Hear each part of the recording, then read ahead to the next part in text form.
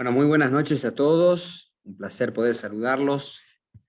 Mi nombre es Daniel Camino y ocupo el cargo de gerente general en Cofaral. Bienvenidos a esta segunda charla dentro del ciclo de conferencias de nuestra Expo Cofaral 2021. En esta oportunidad, bajo esta modalidad virtual, por supuesto obligados por las circunstancias, pero con la gran ventaja y enorme posibilidad a través de esta herramienta de poder conectarnos con todos los asociados que puedan disfrutar de esta charla en cualquier punto del norte argentino, de las 10 provincias donde está presente la cooperativa con su servicio. Eso nos da mucho placer que todos los socios de Cofaral tengan la oportunidad de poder conectarse y disfrutar dentro de la Expo de este ciclo de conferencias. Vamos a dar comienzo a esta charla. Antes voy a presentar a su disertante, al doctor Marcelo Pablo Wexler, a quien le agradecemos su participación y la presencia en la Expo Cofaral.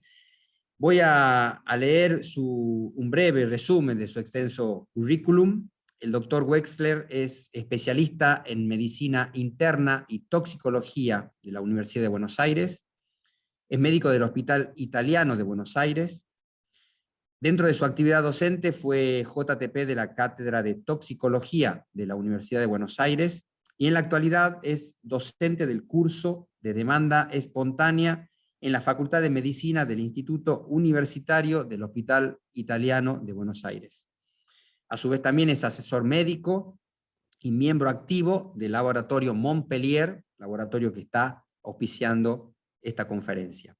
Hoy nos brindará una charla titulada Síndrome ácido sensitivo y su problemática. Antes de dar lugar a la charla, quiero hacerles una breve recomendación. Vamos a dejar un espacio para responder, el doctor va a responder las preguntas que quieran hacer al final de la charla, donde destinaremos un espacio de aproximadamente entre 15 y 20 minutos. Ustedes pueden formular las preguntas a lo largo de la charla dentro de la opción que tienen abajo de su pantalla que dice preguntas y respuestas.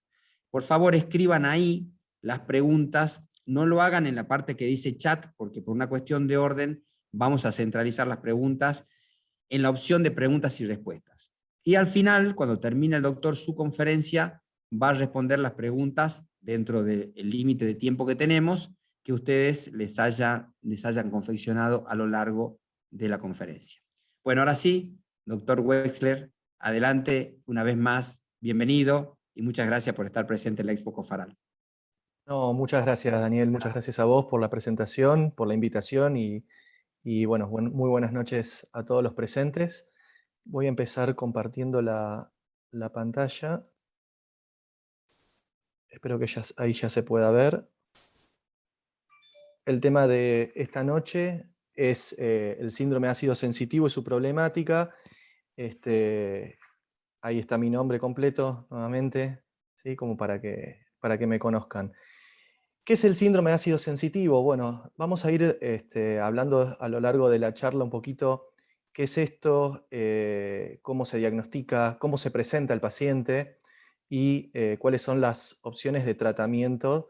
En especial vamos a hablar un poquito del tratamiento farmacológico, además del endoscópico, y de cómo ese tratamiento farmacológico se hace en la Argentina y qué tan bien o qué tan mal o qué controversias o problemáticas justamente lleva el tratamiento del mismo.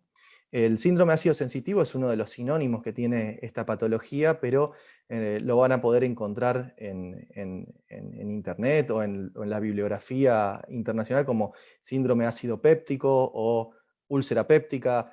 Entra todo dentro de un abanico de síndromes que en definitiva lo que están hablando es de un problema de hiperacidez gastroduodenal y las consecuencias clínicas que estas tienen.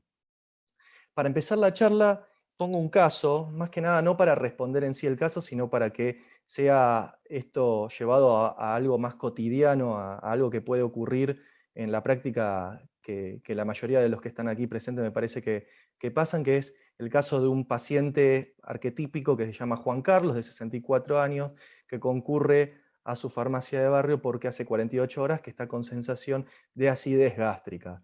Esto es algo que es tan frecuente, la patología, en la consulta clínica, en la consulta médica diaria, como puede ser también, obviamente, en la consulta directamente en la farmacia.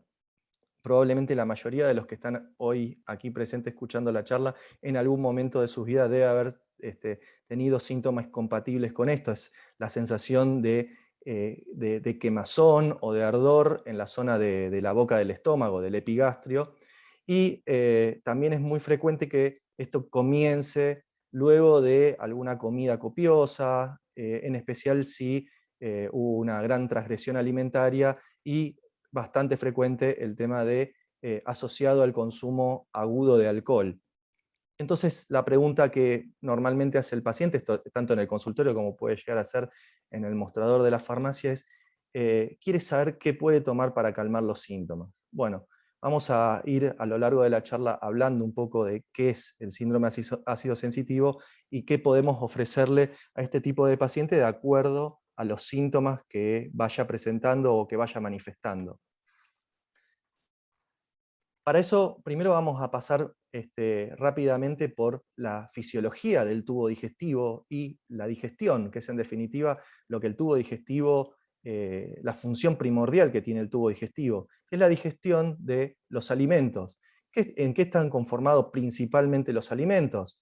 De proteínas, de hidratos de carbono y de lípidos, ¿sí? Estos tres elementos nutricionales básicos de la alimentación no pueden ser absorbidos por el intestino, por el tubo digestivo, tal como entran. Por eso necesitamos que, a través de un proceso de digestión que comienza en la boca, con la masticación, con la formación del bolo alimenticio, mezclándolo con la saliva y posteriormente deglutiéndolo, va a sufrir una serie de degradaciones, que es la digestión en definitiva, para que pueda ser absorbido por el intestino delgado. El intestino delgado es donde principalmente se absorben los nutrientes de los alimentos. En el caso de las proteínas, para poder ser absorbidos, requieren de ser degradados a aminoácidos, que es la forma más elemental y más básica de las proteínas. Las proteínas están conformadas por cadena de aminoácidos. Luego, los hidratos de carbono, que suelen ser moléculas de cadenas complejas de hidratos de carbono, requieren, para ser absorbidos, ser transformados y degradados a monosacáridos. ¿Sí? Es la forma en la que el intestino logra absorberlos. Y los lípidos tienen que ser degradados en ácidos grasos y glicerol, pero así como los alimentos tienen que ser degradados para poder ser absorbidos por la mucosa intestinal, también los medicamentos tienen que ser digeridos. Todos los medicamentos, todos los fármacos que cualquier paciente toma por vía oral deben sufrir, en más o en menos, algún proceso de digestión para poder liberar los principios activos y estos ser absorbidos por el intestino, para posteriormente pasar a la sangre y a la circulación general y que puedan estos actuar. Esto último es muy importante para entender que nosotros contamos hoy en día con fármacos que son antiácidos o que se utilizan justamente para el tratamiento del síndrome ácido sensitivo o del síndrome ácido péptico, y que interfieren con la digestión. Y vamos a ver un poquito por qué. Vamos a hacer foco en la charla de hoy principalmente en esta estructura anatómica que es el estómago. El estómago, voy a tratar de señalarlo con la flecha del cursor. El contenido alimenticio llega a través del esófago. El esófago es un tubo que atraviesa el tórax de las personas, de los humanos, y llegan en su extremo distal del esófago a una estructura que se llama cardias. El cardias, una vez que el alimento pasa a través de él, entra al estómago propiamente dicho, que es esta estructura en forma de bolsa, y el estómago a su vez se divide en tres partes: el fondo o fundus, que es la parte superior; la parte media, que es el cuerpo del estómago; y la zona antropilórica, que es el extremo distal del estómago. Luego, el estómago tiene un esfínter que se abre y se cierra para permitir el paso del contenido gástrico y del alimento que está en la cámara gástrica a la primer porción del intestino delgado, que es el duodeno. El intestino delgado está conformado por el duodeno y luego el yeyuno y el íleon. Posteriormente tenemos el colon, y el colon es la última porción del tubo digestivo, pero principalmente el colon lo que hace es terminar de absorber el agua remanente que tienen los alimentos y formar la materia fecal. Los alimentos, los nutrientes, se absorben y de igual manera los fármacos en el intestino delgado. Luego de este repaso anatómico, vamos a ver lo que es el esquema de una glándula gástrica. La glándula gástrica es la unidad funcional del estómago. El estómago es una mucosa que está tapizada y revestida por millones de glándulas gástricas, como esta que está esquematizada en esta slice, y la glándula está conformada por células de la mucosa superficial, células de la mucosa del cuello. Estas células lo que hacen es estar permanentemente secretando agua y moco. Vamos a hablar después un poquito para qué sirve ese moco y esa agua que secretan estas células en el estómago. Además, hay una serie de células que se llaman células parietales o oxíticas, que son muy importantes para la charla de hoy, porque son las células que se encargan de sintetizar, de fabricar y de excretar el ácido clorhídrico que está presente en el estómago. Y luego hay unas células en el fondo de la glándula que se llaman células principales, que ahora a continuación vamos a hablar un poquito qué es lo que hacen estas células principales. Estas células secretan una enzima que se llama pepsinógeno. El pepsinógeno, una vez liberado a la luz gástrica, requiere de un pH ácido, de un pH de 3 o menor, que va a estar condicionado por la presencia de ácido clorhídrico. El ácido clorhídrico es esta molécula conformado por un átomo de hidrógeno o protón, que son sinónimos, y un átomo de cloro. Esta molécula tiene la particularidad de, en especial en medios acuosos, tener un comportamiento ácido, ¿sí?, desde el punto de vista químico, y es la molécula que genera este pH ácido a nivel gástrico. Y cumple una función muy importante en la degradación de los alimentos y de los medicamentos también, ¿sí? O sea que es importantísima para el proceso de digestión. El ácido clorhídrico entonces y el pH ácido del estómago lo que hacen es transformar el pepsinógeno en pepsina. La pepsina es la forma activa de la enzima, y lo que hace la pepsina es clivar, romper las uniones peptídicas proteicas que tienen los alimentos. O sea que en el estómago los dos principales componentes de la digestión está dado por el ácido clorhídrico, que degrada de manera directa en forma química a los alimentos, en especial a los alimentos justamente de origen proteico, y libera los ácidos grasos, ¿sí? Pero el otro componente, además del ácido clorhídrico, es la pepsina. La pepsina genera un fenómeno de degradación y de digestión de los alimentos de tipo enzimática, ¿sí? Por lo cual es un componente bioquímico de la digestión. Entre la pepsina y el ácido clorhídrico hacen la principal función de digestión del estómago.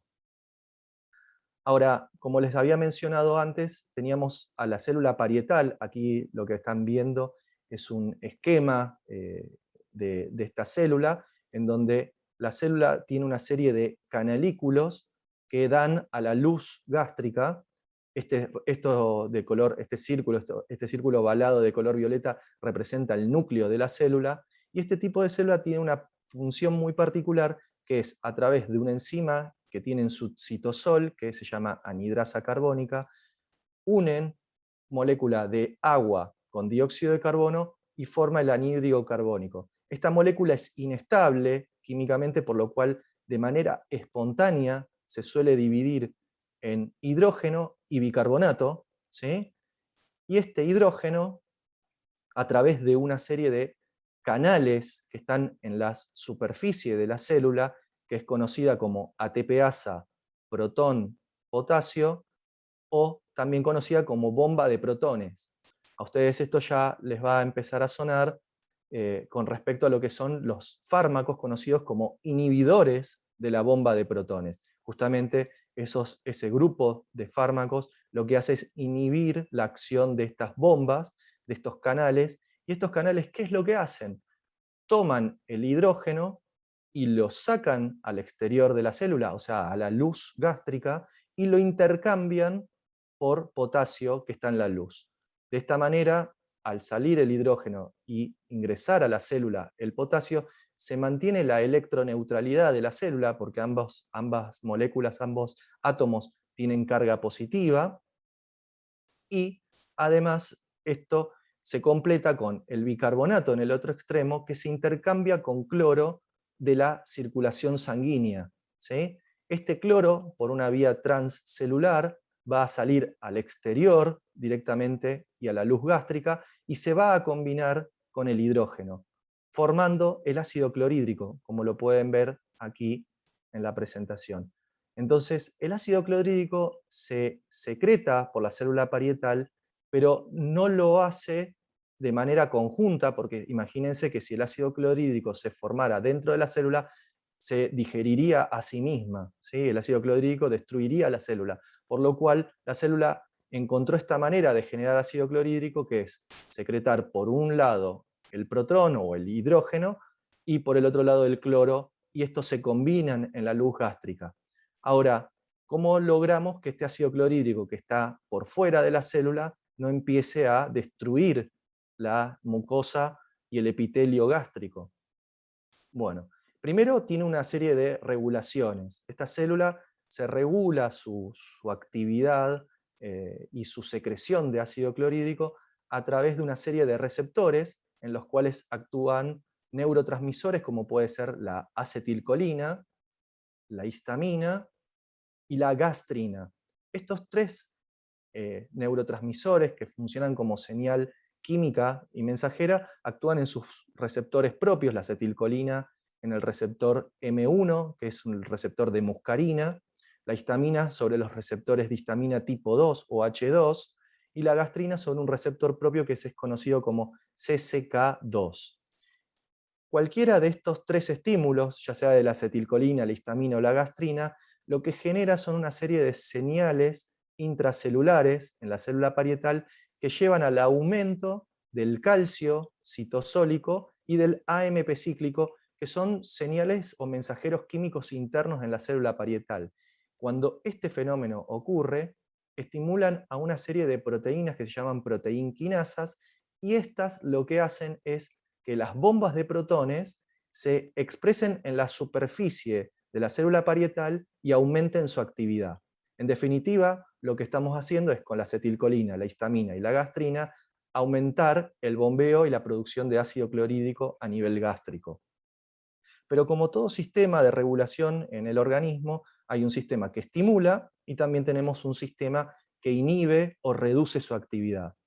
En contraposición, tenemos un péptido que se llama péptido inhibidor de gastrina, o GIP por sus siglas en inglés, las prostaglandinas y la somatostatina, que tienen el efecto inversa, reducen la actividad del calcio y el AMP cíclico, haciendo que la actividad de las bombas de protones se reduzcan. Entonces, conociendo un poco cómo se regula la secreción ácida, también vamos a entender un poco cómo actúan los medicamentos antiácidos que van a generar una reducción en la actividad de las bombas de protones, ¿sí? Los inhibidores de la bomba de protones, y también vamos a hablar de los inhibidores H2, ¿sí? Que son los dos ejemplos más claros de antiácidos o de fármacos antiácidos. Como les decía antes, la célula parietal secreta el ácido clorhídrico a la luz gástrica, pero si no tuviésemos una barrera en el epitelio, ese mismo ácido clorhídrico que tiene que generar la degradación y la digestión de los alimentos y de los medicamentos también, cuando el paciente lo requiera, si no hubiese una barrera, el ácido clorhídrico también destruiría el mismo epitelio gástrico que lo creó, ¿sí? Entonces, la barrera mucosa gástrica está conformado por moco, bicarbonato y agua, que lo que hacen es generar una película, un film, que recubre todo el epitelio gástrico y que sirve como una barrera contra el ácido clorhídrico que el mismo estómago genera, ¿sí? Además del moco y el bicarbonato y el agua que secretan el epitelio gástrico, el flujo de la sangre a nivel intramucoso, en la pared del estómago, cumple una función muy importante. El estómago es un órgano muy vascularizado, con una red capilar muy importante que requiere que permanentemente la sangre esté fluyendo en buena cantidad, con buena cantidad de oxígeno, para mantener la vitalidad de este tejido. De esta manera, además, la sangre es la principal encargada de aportar las estructuras necesarias al epitelio para generar el agua, el moco y el bicarbonato, que forman parte de la barrera. O sea, la sangre es el principal distribuidor, digamos, de los principios activos para que la barrera mucosa gástrica se genere. Luego hay una renovación constante del epitelio superficial gástrico, de la misma manera que nuestra piel, nuestra epidermis, está permanentemente regenerándose y descamando. El estómago y la mucosa estomacal, también sus células están permanentemente en renovación.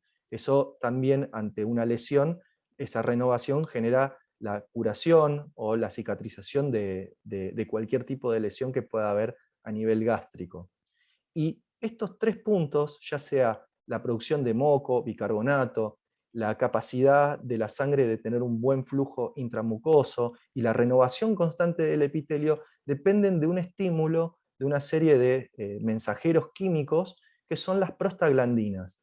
Las prostaglandinas cumplen un papel muy importante en la señalización de los procesos inflamatorios, de los procesos infecciosos. Las prostaglandinas a nivel del sistema nervioso central son las responsables del aumento de la temperatura corporal y, en definitiva, son las que nos generan fiebre cuando hay algún proceso infeccioso o inflamatorio en el organismo. Pero a nivel gástrico, a nivel estomacal, tienen una función de protección, ¿sí? Estas prostaglandinas, lo vamos a ver al final de la charla, son las que se ven inhibidas o reducidas su actividad cuando le damos un AINE a un paciente. O sea, le damos un medicamento, un antiinflamatorio no esteroideo, como puede llegar a ser el ibuprofeno, el diclofenac, el ketorolac, la indometacina. Esos fármacos inhiben la síntesis de prostaglandinas, por lo cual generan el efecto antiinflamatorio o antifebril, pero a nivel gástrico reduce la capacidad de regenerarse y de generar la barrera de protección gástrica. Este es el principal motivo por el cual los AINES generan gastrolesividad. Esto lo vamos a ver un poquito más adelante. Respecto a lo que es el balance fisiológico, nosotros, para que el paciente se encuentre sano y no curse justamente un síndrome ácido sensitivo, necesita haber un equilibrio entre la producción del ácido clorhídrico a nivel gástrico y de la barrera mucosa, esta capa de moco bicarbonato que está permanentemente protegiendo a la mucosa del mismo ácido clorhídrico que genera. Pero ante determinados factores, como puede llegar a ser el estrés, como ven aquí, tabaco, alcohol, hay una bacteria que se conoce como Helicobacter pylori, ¿sí? Y los AINES, que son responsables estos factores de aumentar la actividad ácida del estómago y reducir las capacidades de producción de la barrera mucosa, ¿sí? El alcohol, además de aumentar la actividad ácida del estómago, genera un daño directo, una noxa directa sobre la mucosa gástrica. Por eso el alcohol está muy asociado al síndrome ácido sensitivo. Con respecto a los AINES, ya les he mencionado anteriormente, no solo aumentan la actividad de producción de ácido clorhídrico en el estómago, sino que al inhibir la síntesis de prostaglandinas, reduce la microcirculación intramucosa, o sea, llega menos sangre y de menos calidad a la mucosa gástrica, por lo cual se deteriora la calidad del moco y la secreción de bicarbonato para neutralizar este ácido. Esta es la explicación por lo cual los AINES como principal efecto adverso tienen es la gastrolesividad, ¿sí? El estrés, bueno, es muy difícil, ustedes saben que es muy difícil de cuantificar el daño que puede generar el estrés a nivel orgánico en general, y puede repercutir en cualquier órgano, ya sea el sistema nervioso central, el cardiovascular, generando, por ejemplo, hipertensión arterial, y el aparato digestivo no escapa a esto. El estrés aumenta la producción de ácido clorhídrico y reduce la calidad de la barrera mucosa. Con respecto al espectro de la patología ácido sensitiva, hasta ahora les conté un poquito qué es lo que hace el estómago, cuál es su función dentro de lo que es el proceso de digestión, pero nosotros vamos a tener un paciente como el que vimos al principio de la charla, Juan Carlos, que consulta por un estado de hiperacidez, pero el espectro de la enfermedad es mucho más amplia.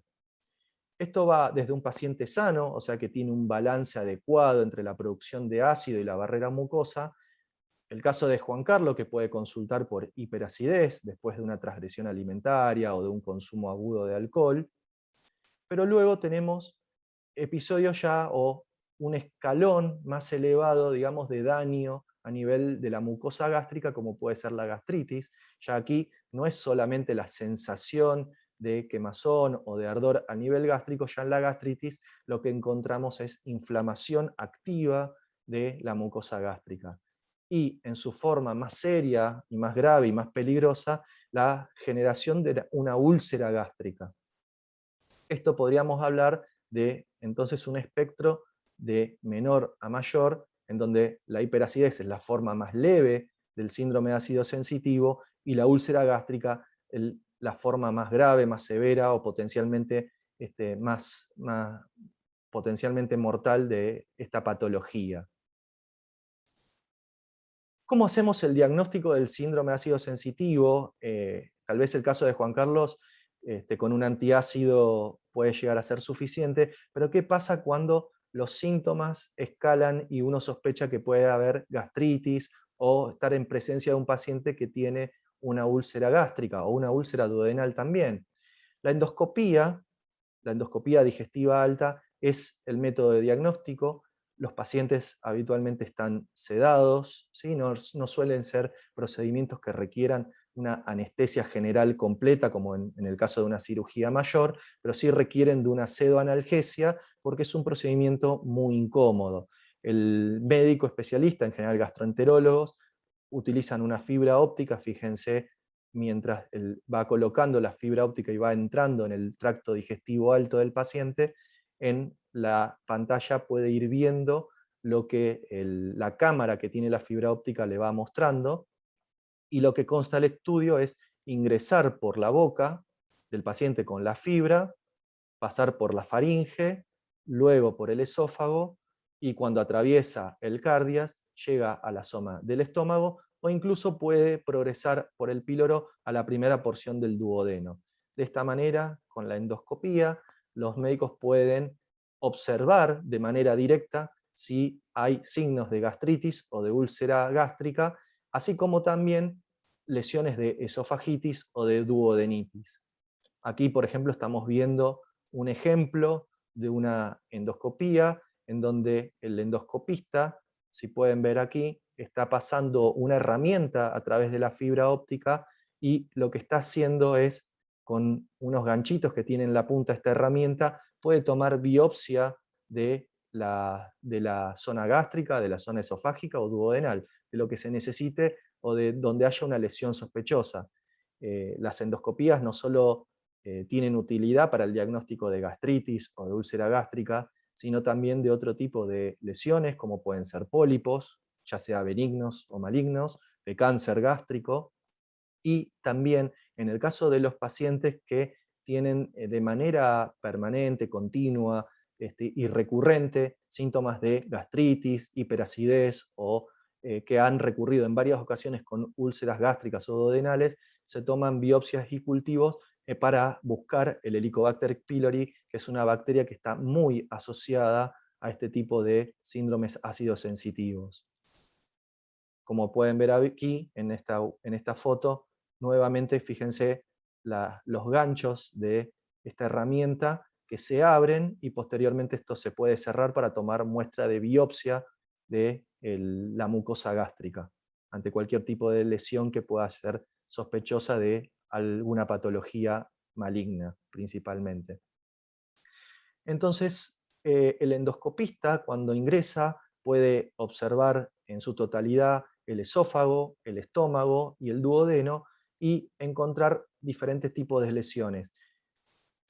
Lesiones a nivel gástrico, que pueden ser desde gastritis, o sea, una inflamación de la mucosa gástrica, a lesiones de úlceras gástricas. Si el ácido estomacal no daña el estómago, pero al liberar su contenido del duodeno daña el duodeno, en el duodeno también puede ocurrir duodenitis, cuando se inflama su mucosa, o úlceras duodenales. En este caso, las úlceras, en vez de estar ubicadas en el estómago, están ubicadas en la primera porción del duodeno. Pero también hay pacientes que tienen reflujo del contenido gástrico hacia el esófago, ¿sí? Eso se lo conoce como enfermedad por reflujo gastroesofágica, ¿sí? Y en el caso de generar lesión puede generar esofagitis por el reflujo ácido hacia el esófago y en algunos casos, aunque es un poco más raro, úlceras esofágicas. En general en el esófago es más habitual encontrar inflamación de la mucosa esofágica y no tanto así úlceras. ¿Cómo se manifiesta esto en la clínica? ¿Qué es lo que comentan los pacientes?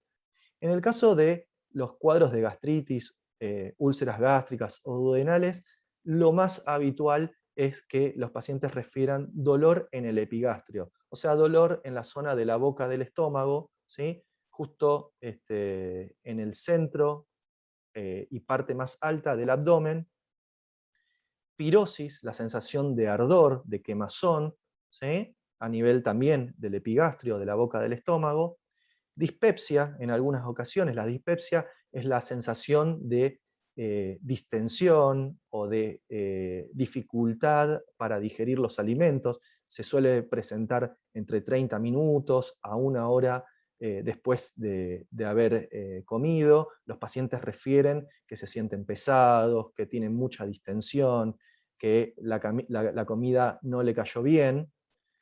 Además, también se puede presentar náuseas o vómitos, y en los casos en donde las úlceras son muy importantes y generan sangrado, puede ocurrir la hematemesis, que es el vómito de sangre, ¿sí? Del contenido gástrico con sangre, o melena. La melena es cuando el paciente refiere que va de cuerpo y la materia fecal es de color negro alquitrán. Suele ser, se lo describe de esa manera porque la materia fecal adquiere un color negro brillante, con un olor muy, muy particular, muy penetrante, muy maloliente. A eso se lo conoce como melena. ¿Cómo se produce la melena? Es la presencia de sangre digerida en la materia fecal. Esto habitualmente nos está hablando de que la sangre probablemente proviene del estómago o del duodeno, que en definitiva forman parte del tubo digestivo alto. Por eso, luego de que esa sangre sale desde el estómago o del duodeno, como sigue su camino por el intestino delgado y posteriormente por el colon, sufre un proceso de digestión y por eso la sangre sale digerida y de ese color y no sale en forma de sangre fresca, sangre roja. En el caso de la esofagitis y en la enfermedad por reflujo, lo más habitual es la sensación de quemazón, de pirosis, detrás del esternón, o sea, aquí ya la pirosis, el ardor, la sensación urente, ya no se ubica en la boca del estómago, sino que habitualmente los pacientes refieren que el ácido les sube por el pecho, a veces incluso alcanzando la garganta, y a veces ese ardor se puede llegar a referir como dolor retroesternal, lo cual genera un poco de problemas de diagnóstico, porque habitualmente cuando un paciente refiere algún tipo de dolor retroesternal, lo primero que se piensa en medicina es la posibilidad de que esté cursando un infarto cardíaco, un infarto de miocardio o algún tipo de proceso isquémico cardíaco. Estos pacientes habitualmente terminan en observación en alguna guardia con control electrocardiográfico y control de enzimas cardíacas para descartar la posibilidad de que la patología no sea de origen cardiológica y en realidad se trata de pacientes que tienen reflujo. Lo otro que pueden presentar los pacientes con enfermedad por reflujo gastroesofágico es, discúlpenme, pasé para atrás, es la regurgitación o vómitos. Bueno, los vómitos es la expulsión del contenido gástrico hacia el exterior, y en el caso de la regurgitación es el ascenso del alimento, del contenido gástrico hasta la garganta o hasta la boca sin llegar a expulsarlo. Lo otro que es muy frecuente en la enfermedad por reflujo es la halitosis, que es el mal aliento. Habitualmente es un aliento justamente de características ácidos. Y lo otro que es muy frecuente y los médicos inmediatamente pensamos en reflujo es la disfonía recidivante. O sea, los pacientes de manera repetida suelen tener disfonía sin haber una causa clara desencadenante. Lo más típico es que la disfonía ocurra luego de la utilización intensa de la voz, o que las personas que han estado gritando o hablando muy fuerte. En este caso la disfonía no está asociada a ese tipo de actividades, y lo otro que es muy característico es que la disfonía se presenta en la mañana cuando el paciente se despierta. ¿Por qué ocurre esto? Porque el contenido gástrico ácido del ácido clorhídrico llega a ascender por el esófago hasta las cuerdas vocales y hasta la epiglotis, generando inflamación de la zona, y al inflamarse el paciente pierde el tono de la voz, que es en definitiva la disfonía. Es más frecuente en la mañana porque el reflujo empeora durante la noche cuando el paciente está acostado. Al perder la gravedad, digamos, que ayuda a que el contenido gástrico no ascienda, a la noche se acuestan y fácilmente el contenido gástrico asciende por el esófago. Por eso los pacientes que tienen reflujo gastroesofágico habitualmente tienen que dormir con varias almohadas para mantener la cabeza y el tronco un poquito más elevado y reducir el grado de reflujo desde el estómago. Ahora sí, les mostraba antes la endoscopía como método de diagnóstico. En el caso de el reflujo gastroesofágico, aquí lo que pueden ver en la imagen es la vista por la cámara de la fibra óptica del endoscopio y parte de la mucosa esofágica que está inflamada, ¿sí? Esto se asocia, no en todos los pacientes, pero sí en muchos, con hernia hiatal o hernia de hiato. ¿De qué se trata la hernia hiatal? Es un deslizamiento de parte del tramo superior del estómago que se mete adentro del tórax pasando por el diafragma. No sé si se alcanza a ver, esta es la cámara gástrica, este es el estómago, y cuando ocurre la hernia hiatal se desliza parte del estómago hacia adentro del tórax. Esto, digamos, es una alteración anatómica que favorece que el contenido ácido del estómago ascienda por el esófago. Por eso, hoy en día, la mayoría de los casos, las hernias hiatales se controlan médicamente, sin tratamiento quirúrgico, pero cuando estas hernias son muy importantes y gran parte del estómago se hernia hacia adentro del tórax, de la cavidad torácica, requieren una corrección quirúrgica. Fíjense aquí, esta imagen se las traje para que vean un esófago. Aquí yo les estoy mostrando con el cursor del lado derecho un esófago con la mucosa normal. Esto es como se debería ver parte del esófago. Aquí está casi llegando a la cámara gástrica, y fíjense cómo en la imagen de la izquierda el esófago está claramente inflamado y la mucosa está claramente dañada por el reflujo del ácido clorhídrico del estómago por la luz esofágica. Este es el daño que se puede encontrar en la endoscopía en los pacientes que tienen esofagitis por reflujo.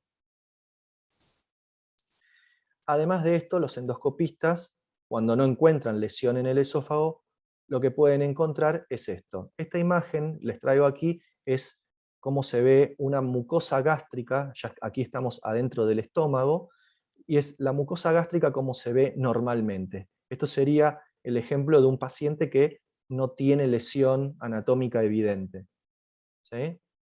Fíjense en esta imagen, esto es una úlcera gástrica. Y de hecho, esta es la más grande, la más prominente.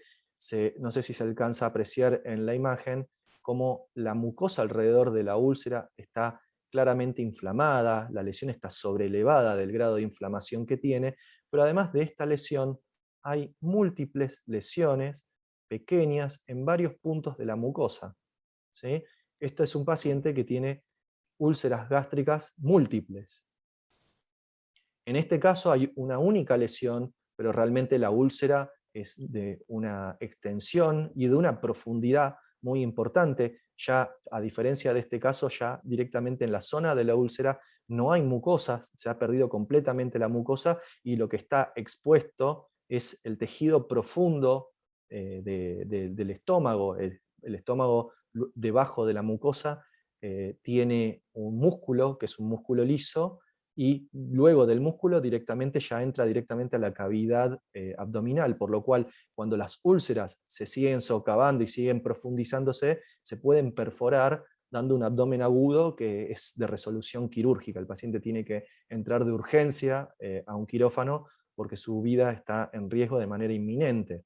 Fíjense cómo esta úlcera en sus bordes no solo se come la mucosa y la pared gástrica, sino que horada los vasos sanguíneos que están en la profundidad de la pared gástrica y da sangrado, ¿sí? Este sangrado se puede llegar a manifestar, como les había mencionado antes, como una hematemesis, o sea, el paciente puede vomitar sangre, o si esta sangre sigue su curso por el tubo digestivo, va a llegar digerida a su extremo y la materia fecal se va a encontrar con las características que les mencioné, que se conoce como melena, ¿sí? La materia fecal oscura, de color alquitrán, brilloso y maloliente.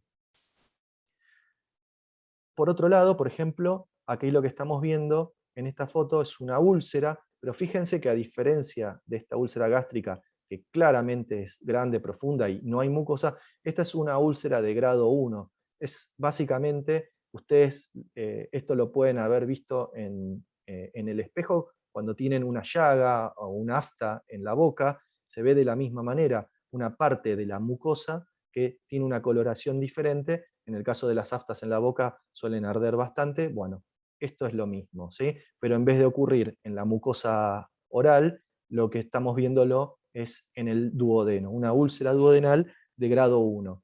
¿Sí? Esta úlcera obviamente no va a sangrar ni se va a perforar, pero sí le va a dar síntomas al paciente, como puede ser dolor en el epigastrio, sensación de quemazón, dispepsia. Por suerte, la endoscopía no solo nos sirve para hacer diagnóstico, para hacer una observación directa del esófago, del estómago y del duodeno. Ya les había mencionado antes que también la endoscopía nos sirve para hacer diagnóstico a través de biopsias, si uno encuentra una lesión que pudiera ser compatible con un cáncer gástrico o un cáncer duodenal. Pero además, la endoscopía tiene el beneficio de, eventualmente, si me encuentro con una úlcera que está sangrando activamente, se puede hacer tratamiento endoscópico de la misma.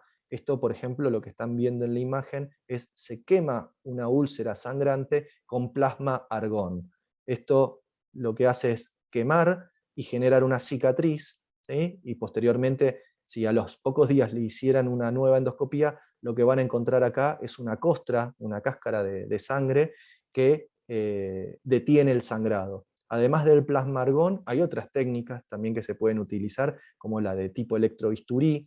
Se usa, básicamente se quema con un pequeño pulso eléctrico la úlcera que está sangrando para detener el sangrado, y también se pueden hacer inyecciones locales de adrenalina. Por ejemplo, la lesión esta que ustedes están viendo aquí, que yo le estoy marcando con la flechita del cursor, se puede hacer varias topicaciones e inyecciones de adrenalina en todos los sitios de sangrado, y con la adrenalina se genera una vasoconstricción importante y detiene el sangrado.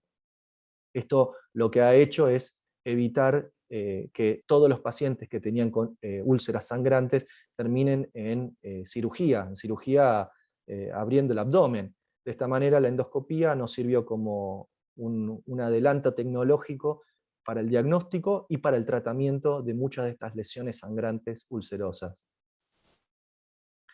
Volviendo al esquema de regulación de la célula parietal, que era la encargada de generar el ácido clorhídrico, que es lo que daña la mucosa del estómago en el síndrome de ácido sensitivo, vamos a hablar un poco de qué fármacos podemos utilizar para justamente reducir la actividad de la producción de ácido. Por un lado tenemos los antihistamínicos, que bloquean los receptores tipo H2, los anti-H2. Estos, al antagonizar o al bloquear el receptor de histamina, reducen la actividad de producción de ácido clorhídrico por parte de la célula parietal. Por el otro lado, tenemos los inhibidores de las bombas de protones, ¿sí? Los IBP. Los inhibidores de bomba de protones son fármacos que se utilizan para el bloqueo irreversible de la bomba de protón. Acá directamente el fármaco lo que hace es un bloqueo irreversible de la principal productora y excretora de protones para la producción de ácido clorhídrico. Cuando uno revisa un poco la literatura, más o menos, y esto es en términos estimativos, no son absolutos, los inhibidores de bomba de protones utilizados a dosis estándares óptimas suelen reducir hasta en un 80% la producción de ácido clorhídrico del estómago. O sea, no podemos detener completamente la producción de ácido clorhídrico, pero los inhibidores de bomba de protones, al paso de los días y con tratamiento con dosis óptima, reducen casi en un 80% la producción de ácido clorhídrico. Eso nos da suficiente tiempo para que la mucosa gástrica que se encuentre dañada o inflamada se recupere y se cicatrice. Lo que estamos haciendo con estos tratamientos es reducir el daño y darle tiempo a la regeneración. En cambio, los antihistamínicos tipo H2 se calcula o se estima que tienen una efectividad en reducir la actividad ácida del estómago de un 50%. ¿Sí? O sea, es bastante bueno, 50% son bastante efectivos para reducir la actividad ácida del estómago y permitirle al estómago o al duodeno o donde se encuentren las lesiones que se regeneren por sí mismas. Lo que pasa es que ustedes entenderán que los procesos de regeneración requieren de varias semanas, por lo cual este tipo de medicamentos, su indicación posológica es de varias semanas. Vamos a pasar un poquito a hablar de la posología recomendada para después hablar un poco de las controversias de este tipo de medicamentos. La posología recomendada de los inhibidores de las bombas de protones es una toma diaria en general. En algunos casos hay profesionales que lo pueden indicar hasta 2 veces por día, pero en general con una toma diaria es suficiente. Se suele indicar en la mañana y en ayunas, unos 30 minutos antes de la primera comida del día, del desayuno, si requiere, el paciente no puede tomarlo a la mañana o requiere 2 tomas al día, la segunda toma debe ser alejado de las comidas. Lo que se recomienda es si, por ejemplo, el profesional le indica cada 12 horas el inhibidor de bomba de protones, la primera toma es en ayunas antes del desayuno y la segunda toma 30 minutos antes de la cena. Esto se debe a que los inhibidores de bomba de protones solo tienen la capacidad de inhibir las bombas que están activas en el momento que ingresan al organismo. El momento de mayor actividad de las bombas de protones es justo antes de que el paciente va a comer. Por eso se indican 30 minutos antes del desayuno o 30 minutos antes de la cena. ¿Sí? En general, como les decía, una única toma diaria es suficiente y esto ayuda a la compliance del paciente, que el paciente adhiera al tratamiento. Cuantas más tomas de un medicamento en el día debe hacer un paciente, la posibilidad de que el paciente adhiera al tratamiento y no lo suspenda o no se olvide de tomarlo es mucho menor. En cambio, los antagonistas anti-H2 se pueden tomar con o sin los alimentos, eso es indistinto, su efectividad no cambia, y en general requieren de 1 a 2 tomas diarias, en especial 2 tomas diarias cuando haya lesiones activas, o sea, gastritis o úlcera gástrica, y puede ser de una única toma diaria en los periodos de mantenimiento. En preferencia, los antihistamínicos anti-H2 se suelen indicar durante la noche, ya sea podría ser antes, durante o luego de la cena. Con respecto a lo que son las úlceras gástricas, en general es suficiente un tratamiento de 4 semanas. En casos individuales se pueden llegar a extender hasta 8. Las úlceras duodenales, lo mismo, en general, habitualmente con 4 semanas es suficiente y pueden extenderse hasta 8 semanas. Y las esofagitis por reflujo, lo mismo. ¿Por qué se indica 4 a 8 semanas la posología recomendada? Es porque, en general, el diagnóstico de la lesión endoscópica se hace en el día 0, por ejemplo, hoy le diagnostican una úlcera al paciente, Y en general esos pacientes inician un tratamiento y luego tienen que hacerse una nueva endoscopía. Los endoscopistas, cuando le diagnostican una úlcera a un paciente, le indican un tratamiento de 4 semanas, y a las 4 semanas le repiten la endoscopía. Entonces, cada 4 semanas el paciente va a estar haciéndose una endoscopía digestiva alta. Esto obviamente es bastante molesto, somete al paciente a varios procedimientos con sedación, y en el caso de que a las 4 semanas el paciente haya sanado su lesión, ya puede suspender el tratamiento, ya sea con los inhibidores de la bomba de protones o con los anti-H2. Si a las 4 semanas en la endoscopía aún hay remanente de enfermedad, se extiende 4 semanas más, y a las 8 semanas de iniciado el tratamiento debe volver a hacerse una endoscopía. Las endoscopías se deben repetir cada 4 semanas hasta encontrar una mucosa que esté sana, ¿sí? Por lo cual, los inhibidores de las bombas de protones o los antihistamínicos anti-H2 no deberían, en general, extenderse más allá de las 8 semanas, o en este caso serían 2 meses. Ustedes deben tener bastante conocimiento, ya sea por su actividad profesional o por ustedes mismos ser consumidores de este tipo de fármacos o algún familiar, y debe ser muy frecuente de encontrar personas que están meses o años tomando este tipo de medicamentos. Esto es muy, muy frecuente de ver, y ahora en un ratito vamos a discutir un poco qué pasa cuando estamos muchos meses o muchos años tomando medicamentos antiácidos o fármacos antiácidos. Acá les traigo una lista de los principales inhibidores de bomba de protones que por lo menos se comercializan en la Argentina. Sí, hay algunos más en este grupo de medicamentos, pero se comercializan en otras partes del mundo.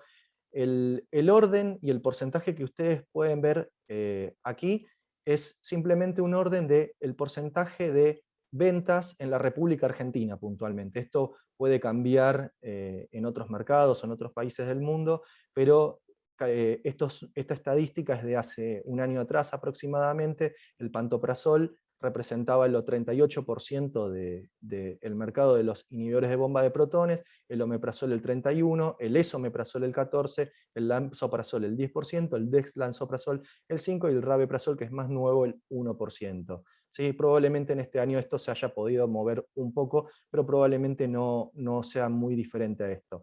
Esto es un orden de frecuencia de venta en la Argentina, no está asociado a potencia ni a efectividad. Todos los inhibidores de la bomba de protones, utilizados cada uno de ellos en su dosis estándar óptima, son igual de efectivos. Después, si quieren, en la parte de las preguntas podemos hablar de algún tipo de diferencia o de perfil diferente farmacológico entre unos y otros, pero quédense con la idea, y por eso hasta el momento nunca hice una distinción de los inhibidores de bomba de protones, es que cada uno de ellos, utilizado de manera adecuada, son efectivos. Por el otro lado tenemos los antagonistas de los receptores H2. Teníamos la ranitidina. En la Argentina hasta hace un año y medio se comercializaban 28 marcas diferentes de ranitidina, y en la actualidad la ranitidina, como calculo todos los que están hoy presentes deben saber, ya no está prohibida su comercialización, su venta en la Argentina, por lo cual el 100% hoy en día de la venta de antihistamínicos anti-H2 está dado por la famotidina, que al momento, por ahora, hay 5 marcas en el mercado. Probablemente van a seguir apareciendo más marcas para tratar de llenar el vacío que dejó la ausencia de la ranitidina. Vamos a pasar a un segundo caso para cambiar un poquito de la charla. Este caso es el caso de María, que tiene 54 años y concurre a su farmacia para comprar sus medicamentos habituales para sus enfermedades crónicas. Esto ustedes lo deben ver de manera muy frecuente, el paciente que va mes a mes o cada 2 meses a comprar sus medicamentos para enfermedades crónicas, ya sea diabetes, hipertensión arterial, hipercolesterolemia, y consulta si no debería tomar algún protector gástrico, ya que está tomando muchos medicamentos. Esto es muy frecuente de ver, probablemente a ustedes les debe pasar, a nosotros, a los médicos, nos pasa de manera muy frecuente el concepto, y por eso lo puse entre comillas, de protector gástrico. ¿Sí? Este concepto es un concepto erróneo, no hay protectores gástricos. La única protección gástrica real y efectiva es la misma barrera mucosa gástrica que nosotros generamos de manera fisiológica. Nosotros lo podemos ayudar con ciertos medicamentos, pero la única protección gástrica real es la fisiológica que genera nuestro mismo organismo. Nosotros lo que tenemos como opciones terapéuticas antiácidas, como las que ya he mencionado hasta ahora, los inhibidores del receptor H2 o los inhibidores de bomba de protones, es para el tratamiento activo del síndrome ácido sensitivo, ¿sí? De la gastritis, de las úlceras gástricas o de las úlceras duodenales. Y como vimos anteriormente, su posología es para utilización de algunas semanas, no meses y no años. Y vamos a ver el motivo de por qué.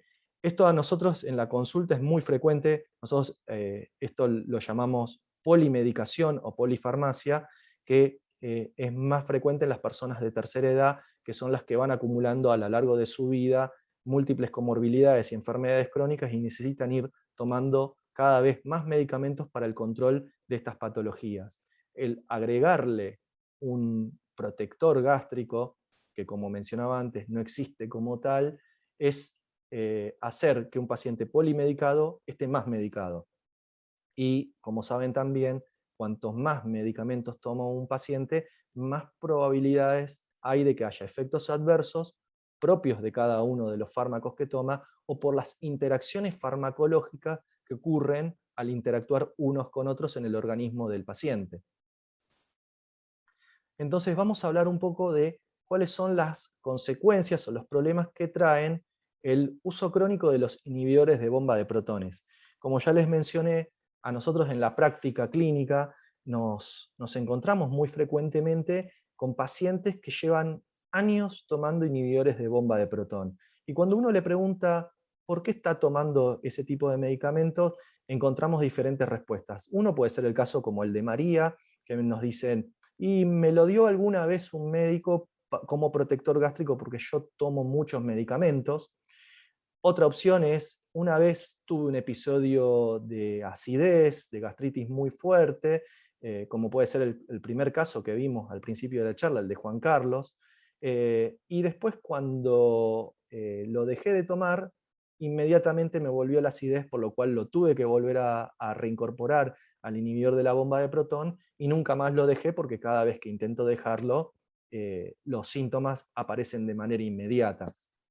Estas son las respuestas más clásicas y más inmediatas que nosotros solemos tener en la consulta médica. Y tiene una explicación.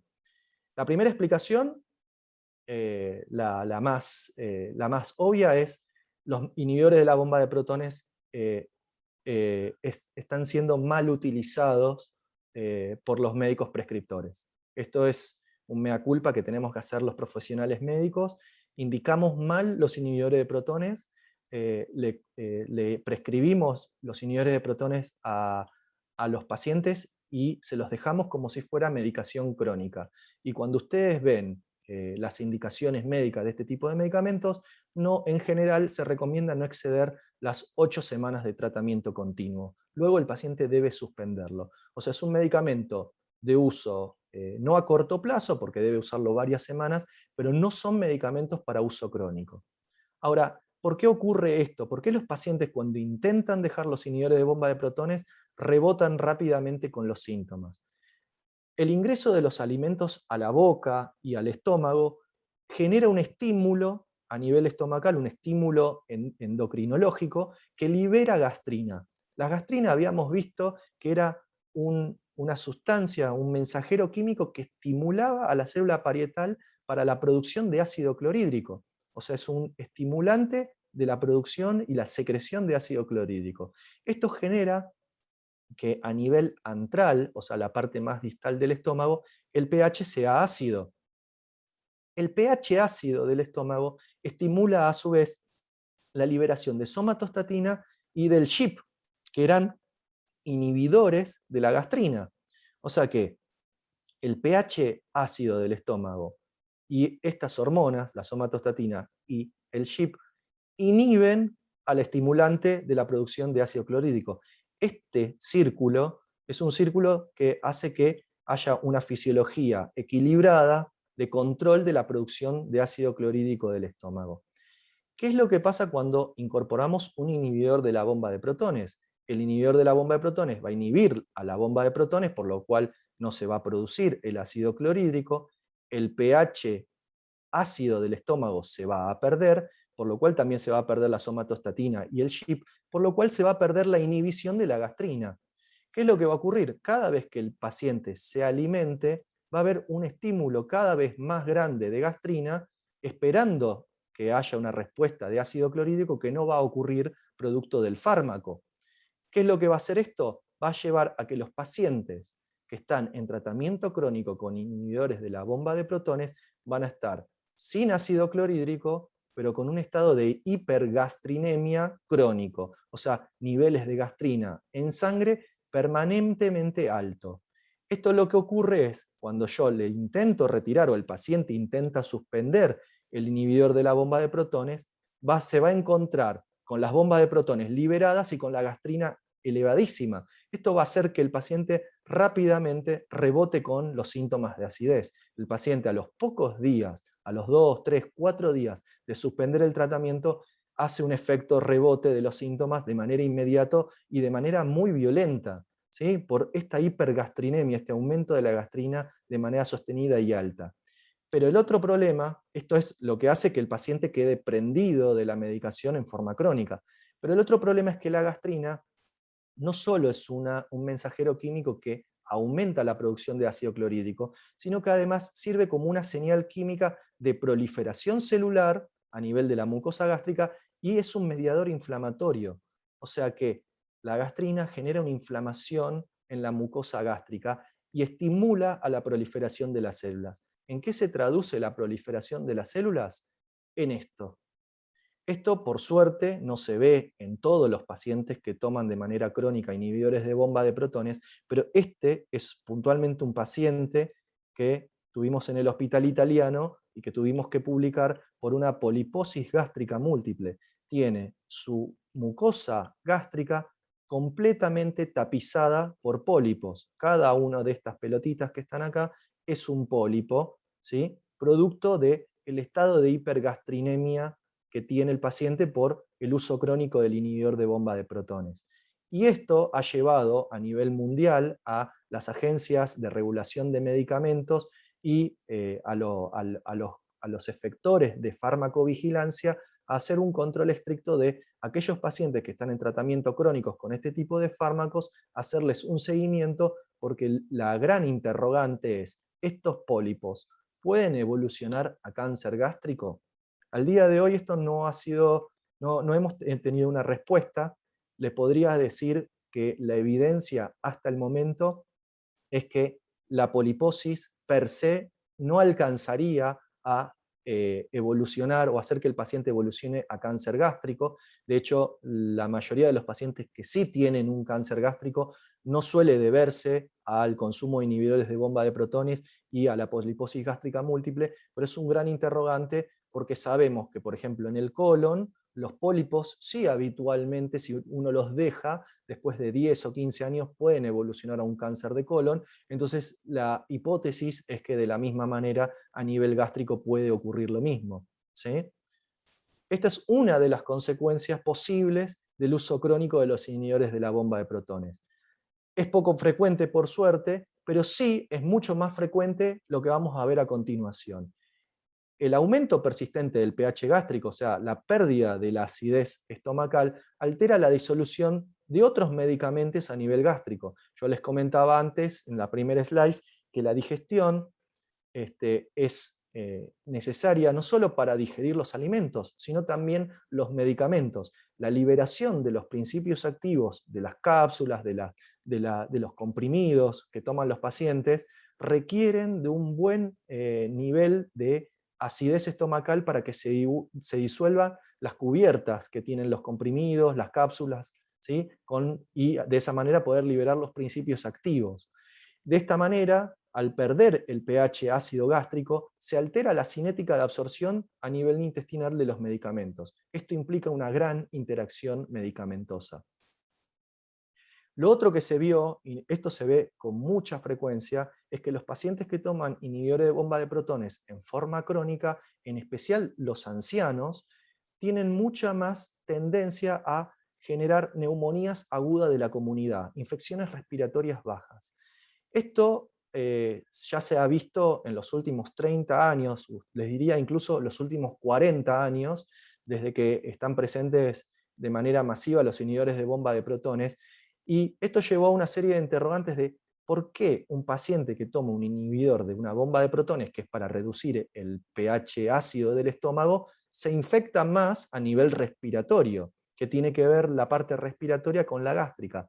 Bueno, esto ha generado una serie de hipótesis en la cual se cree que el ácido clorhídrico del estómago no solo cumple una función vital en la digestión de los alimentos, sino que el ácido clorhídrico también controla la flora bacteriana que tenemos en el esófago, en la garganta y en la boca. Y al perder ese control regulatorio, los pacientes empiezan a alterar su flora bacteriana oral y bucal, y aumenta la posibilidad de neumonías agudas de la comunidad. No sé si ustedes saben, las neumonías agudas de la comunidad habitualmente son bacterianas y son producidas por las mismas bacterias que nosotros tenemos en nuestra boca. A diferencia de los virus, que los virus necesitamos contagiarnos de otra persona, las neumonías son producidas por las mismas bacterias que nos colonizan habitualmente. Por eso las neumonías no son contagiosas. Las neumonías bacterianas no se contagian de persona a persona. Entonces, retomando el tema, los pacientes que tienen tratamientos crónicos con inhibidores de la bomba de protones tienen tasas más altas de neumonía de la comunidad. Y esto se ve con mucha frecuencia en ancianos. Lo otro que se vio con el uso crónico de los inhibidores de bomba de protones es la pérdida de masa ósea. No se sabe bien cuál es el mecanismo, pero está demostrado que los pacientes tomando inhibidores de bomba de protones por años pierden masa ósea y tienen más propensión a osteopenia y osteoporosis, con la posible consecuencia de esto, que es la fractura de cadera, el aplastamiento vertebral o las fracturas de muñeca, que son los 3 tipos de fracturas más habituales por osteoporosis, ¿sí? Y el riesgo aumenta mucho más en los pacientes que ya tienen de base osteoporosis antes de iniciar el tratamiento con los inhibidores de bomba de protones, o los pacientes que están en tratamiento crónico con glucocorticoides. Lo otro que se vio es que la pérdida de la acidez estomacal interfiere con la absorción de la vitamina B12. La vitamina B12 requiere para su absorción intestinal unirse a una proteína que se secreta en el estómago, y requiere de un pH ácido para poder unirse a esa proteína y luego poder absorberse a nivel intestinal. Y lo otro que se vio es que algunos pacientes tienen bajos niveles de magnesio en sangre, tienen hipomagnesemia, que pueden llegar a ser graves. En cuanto a que los pacientes consultan a la guardia, la hipomagnesemia da síntomas prácticamente iguales a la hipocalcemia, con calambres musculares, contracciones musculares muy intensas, y en pacientes con arritmias cardíacas o problemas cardíacos o del ritmo cardíaco, la hipomagnesemia puede llevar o generar una arritmia cardíaca grave. Dejando un poco de lado el tema de los inhibidores de bomba de protones y lo que les estuvimos hablando hasta el momento, hablábamos un poco de alguna manera, la mala prescripción o el mal uso que lamentablemente hacemos los profesionales médicos, y las dificultades que tenemos al incorporar el medicamento, luego el retiro, lo difícil que es retirarle al paciente este tipo de medicamentos, pero tenemos otras alternativas de poco uso, como puede ser el sucralfato. El sucralfato es un medicamento que se utiliza para las úlceras gástricas o duodenales. Lo que hace el sucralfato es forma una película, un polímero, en la superficie de la úlcera gástrica o duodenal, y lo que hace es, de alguna manera, detener o servir de barrera contra el ácido del estómago, protegiendo a la úlcera con este polímero. El tema es que para que el sucralfato se pueda polimerizar requiere que el estómago esté con un estado de acidez, por lo cual cuando le damos sucralfato a un paciente no debe prescribírsele ningún otro antiácido. Para que actúe el sucralfato necesitamos la acidez del estómago. Por eso no debe o no debiera administrarse en conjunto con inhibidores de la bomba de protones, porque si no, no lograría polimerizarse.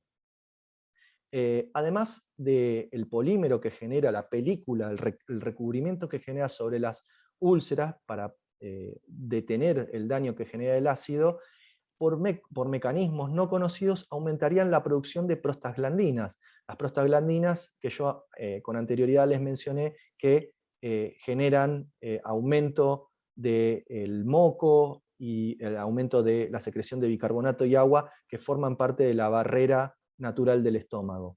El sucralfato se indica en general se indica 2 veces al día, en algunos casos puntuales se puede indicar hasta 3 veces por día, y el tratamiento de la úlcera se suele extender de 4 a 8 semanas. Recuerden que de todas maneras el paciente que tiene diagnóstico de una úlcera es porque tuvo una endoscopía y habitualmente a las 4 y a las 8 semanas debe volver a hacerse las endoscopías de control, por lo cual el médico gastroenterólogo puede ir controlando mes a mes cómo el paciente está evolucionando y generando la curación de las lesiones. El principal efecto adverso del sucralfato es la constipación, y tengan presente que el paciente lo va a estar tomando probablemente entre 4 a 8 semanas, por lo cual la constipación es muy probable que esté presente. En estos pacientes muchas veces el gastroenterólogo le asocia al sucralfato una dieta rica en fibras, o le puede llegar a indicar la toma de vaselina líquida con las comidas, o algún otro tipo de catártico que ayude a mantener un buen tránsito intestinal. Ahora, cuando se asocia a los inhibidores de bomba de protón, el sucralfato no solo baja su efectividad porque no logra polimerizarse, sino que incluso da diarrea, cólicos, distensión y flatulencia. El sucralfato en sí, como principio activo, prácticamente no se absorbe, ¿sí? Por lo cual no suele haber interacciones farmacológicas sistémicas, pero sí puede interferir en la absorción de otros medicamentos, como puede ser la digoxina, las quinolonas como puede ser la ciprofloxacina, la norfloxacina, la levofloxacina, y también puede alterar la warfarina y el acenocumarol, por lo cual hay que tener mucho cuidado en los pacientes que están anticoagulados con este tipo de medicamentos. ¿Qué otras herramientas tenemos? Están los antiácidos, el hidróxido de magnesio y el hidróxido de aluminio. Estos dos son antiácidos de uso muy habitual, es lo que habitualmente se lleva el paciente de la farmacia cuando consulta, como el caso de Juan Carlos, el primer caso que vimos, que hizo una transgresión alimentaria y hace un par de días está con la sensación de acidez en el estómago. Ambos antiácidos, ya sea el hidróxido de magnesio como de aluminio, neutralizan de manera directa, de manera química, el pH ácido del estómago, y en el caso del hidróxido de aluminio, además aumenta la secreción de moco gástrico. El único tema es que el hidróxido de aluminio causa constipación como efecto adverso más habitual, y en el caso del hidróxido de magnesio, lo opuesto, diarrea osmótica. Y de hecho, es muy frecuente encontrar ambos principios activos combinados en un mismo antiácido, que tenga hidróxido de magnesio y hidróxido de aluminio, por lo cual aquí un poco la idea es contrarrestarse a sí mismo el efecto de diarrea y constipación que tiene uno sobre el otro. En general, igual los pacientes los suelen tolerar bien, siempre y cuando se use de manera racional. Estos son medicamentos que están pensados para utilizar un día, 2 días y después dejar de usarlos. No son medicamentos pensados para el uso habitual, el uso crónico o el uso diario, sino sí nos vamos a encontrar con pacientes que van a tener diarrea con el uso del hidróxido de magnesio o constipación con el hidróxido de aluminio. Y en el caso del hidróxido de aluminio, parte del aluminio se puede absorber, hasta un 30%, se absorbe por el intestino y pasa a la sangre, y es fundamental que el paciente tenga una buena función renal, porque el aluminio que pasa a sangre se va a eliminar con la orina por riñón. Volviendo a la filmina, el slice que vimos antes, en donde los pacientes que tienen el síndrome ácido sensitivo tienen un espectro de síntomas o de gravedad diferente, en donde tenemos el paciente con hiperacidez, el paciente que ya tiene un estado más importante de lesión con gastritis, o el paciente más severo, que es el que tiene una úlcera gástrica o una úlcera duodenal. Le podemos ofrecer antiácidos, los que vimos recientemente, estos últimos, los antiácidos orales, o en algunos casos el uso esporádico de los antagonistas anti-H2 para este estadio del espectro de acidez estomacal. Para los pacientes que ya tienen gastritis, ya ahí tenemos que estar pensando más en la utilización de antagonistas H2 o inhibidores de la bomba de protón. Recuerden que los inhibidores de la bomba de protón tienen un nivel de efectividad en la neutralización del ácido estomacal un poco más elevados que los antagonistas H2, así que de acuerdo al nivel de gastritis que tenga el paciente, van a haber pacientes con gastritis leves que con los antagonistas H2 van a andar bien, y hay pacientes que van a estar con unas gastritis un poquito más severas o más intensas, que probablemente sean más candidatos a un inhibidor de la bomba de protones. No cabe ninguna duda que los pacientes con úlceras gástricas o duodenales, la primera elección hoy en día por el nivel de efectividad son los inhibidores de bomba de protones, y eventualmente se pueden utilizar los antagonistas H2, o incluso se pueden combinar ambos fármacos en algunos casos muy severos, muy graves o con muchas úlceras. Se puede combinar en el mismo paciente la utilización de los dos grupos farmacológicos. Recuerden que como tercer escalón o tercera posibilidad está el sucralfato, pero en el caso de utilizar el sucralfato hay que utilizarlo en monoterapia, sin combinarlo con estos medicamentos, porque si no, no se polimerizan. Quiero hacer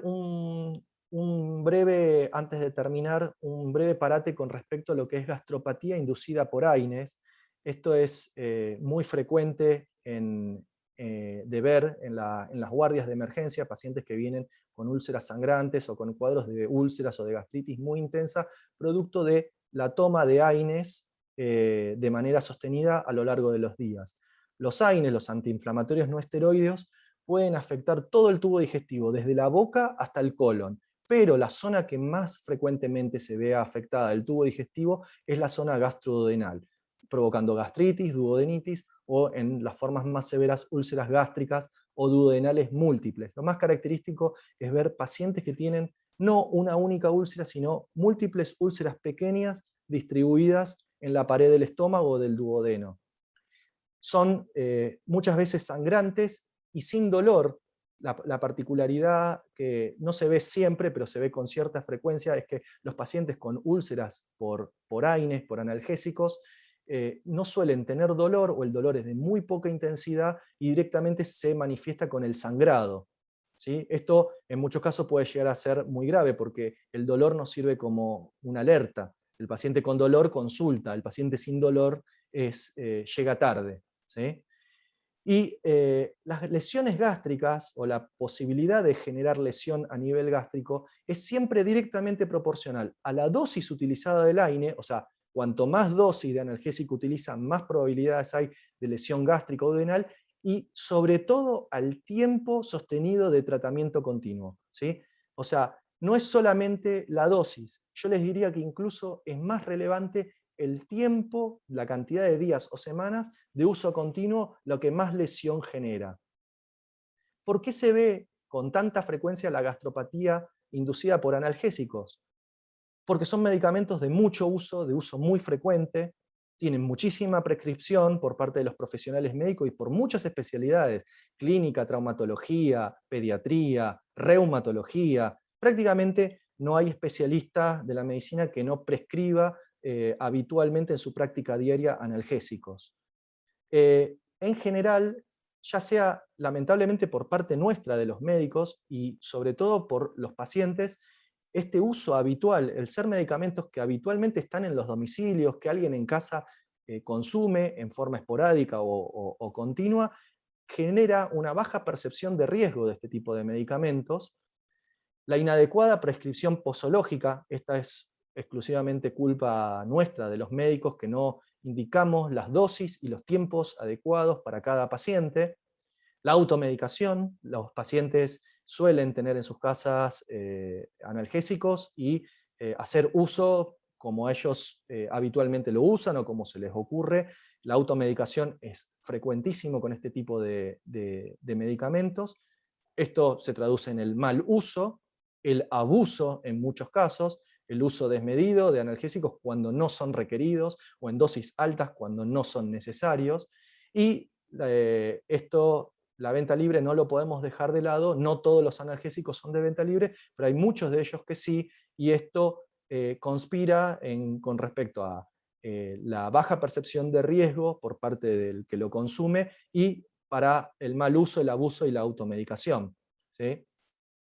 Con respecto a cuáles son los factores de riesgo, quiénes son ahora los pacientes que al tomar analgésicos tienen más riesgo de sangrado digestivo. Las personas de más de 60 años, las personas que han tenido antecedentes de algún sangrado o úlcera digestiva previa, los pacientes que usan en altas dosis los analgésicos o incluso combinan 2 o 3 analgésicos al mismo tiempo, los pacientes antiagregados con aspirina o clopidogrel porque tienen un stent cardíaco, un stent carotidio, o los pacientes que están anticoagulados, ya sea con heparina, warfarina, acenocumarol o los nuevos anticoagulantes orales. Estos son todos pacientes de alto riesgo de sangrado. Y los pacientes que están en tratamiento prolongado con glucocorticoides. Esto cada vez se ve menos, los corticoides cada vez se usan menos en forma crónica, en forma aguda sí, tienen mucha utilidad, pero obviamente son pacientes de riesgo de sangrado. Y por último, y no menor, los pacientes que tienen abuso de alcohol o que son alcohólicos. ¿Por qué los AINES generan daño? Es por el inhibidor de... los AINES son todos inhibidores de la COX, una enzima que se llama ciclooxigenasa. Estas reducen la producción de prostaglandinas y las prostaglandinas son las responsables del dolor y de la inflamación, pero también por el otro lado las prostaglandinas eran las que nos protegían la mucosa gástrica. Por eso los analgésicos, indefectiblemente, su efecto terapéutico viene siempre atado a algún grado de lesión o de posible daño gástrico. Ahora, ¿todos los analgésicos son igual de dañinos? No. Si uno los quiere agrupar, tentativamente podríamos decir que los más gastrolesivos, los que más daño gástrico generan, son la aspirina en altas dosis principalmente, cuando se utiliza la aspirina en dosis antiagregante, que son las dosis bajas de 81 miligramos o de 100 miligramos, no tiene tanto riesgo, pero igual hemos visto muchos sangrados por aspirina a dosis baja. El ketorolac es uno de los más gastrolesivos, pero por el otro lado es uno de los analgésicos más efectivos que tenemos en farmacia. La indometacina, potente analgésico, excelente antiinflamatorio y analgésico, pero también es uno de los más gastrolesivos, y el naproxeno.